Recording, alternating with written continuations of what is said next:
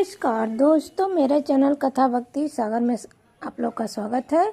आज हम श्री हरि विष्णु भगवान की वामन अवतार की कथा सुनेंगे।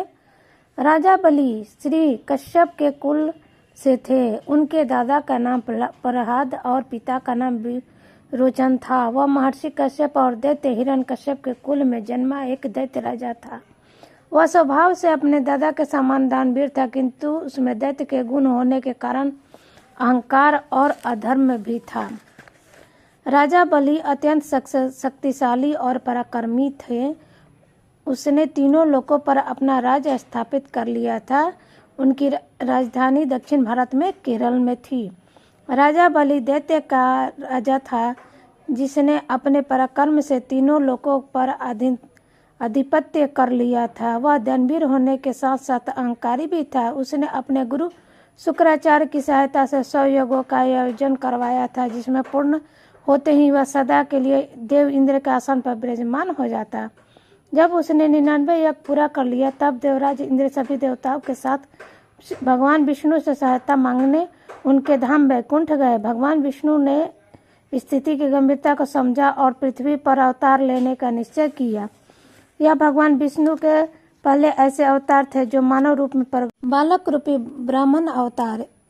इनके पिता प्रजापति कश्यप थे तथा माता आदिति थी। जब राजा बलि 100वां यज्ञ आयोजन करने जा रहा था, तब भगवान विष्णु एक छोटे कद वाले ब्राह्मण के अवतार में वामन अवतार वहां आए और दान मांगने की इच्छा प्रकट की। चूंकि राजा बलि अपनी दानवीरता के लिए प्रसिद्ध था, इसलिए उसने यज्ञ शुरू करने से पहले उस बटुक ब्राह्मण को दान देने का निश्चय किया। राजा बलि ने वामन अवतार से कुछ मांगने को कहा। वामन अवतार ने अपने लिए 3 पग धरती मांगी, जिसे राजा बलि ने स्वीकार कर लिया। भगवान विष्णु ने अपना रूप अत्यधिक विशाल कर लिया और संपूर्ण ब्रह्मांड में फैल गए। उन्होंने अपने एक पैर से संपूर्ण पृथ्वी को माप दिया, दूसरे पैर से स्वर्ग लोक को। अब तीसरा पग रखने के लिए कोई जगह शेष नहीं था।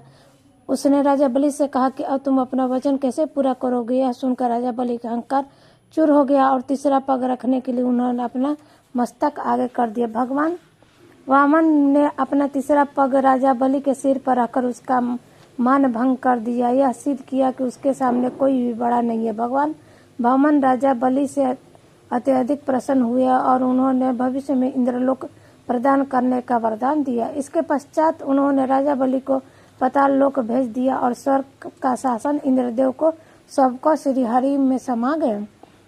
कथा के अनुसार राजा बलि अत्यंत दानी और प्रजापालक राजा था। अपनी प्रजा का बहुत ध्यान रखता था। यही कारण था कि दैत्य होते हुए भी उसे राजा की श्रद्धा से उसे याद किया जाता है। दक्षिण भारत में आज भी ओणम का त्योहार बड़े ही धूमधाम से मनाया जाता है। मानता है कि इस दिन राजा बलि धरती पर वापस आते हैं और अपनी प्रजा के सुख दुख में शामिल होते हैं।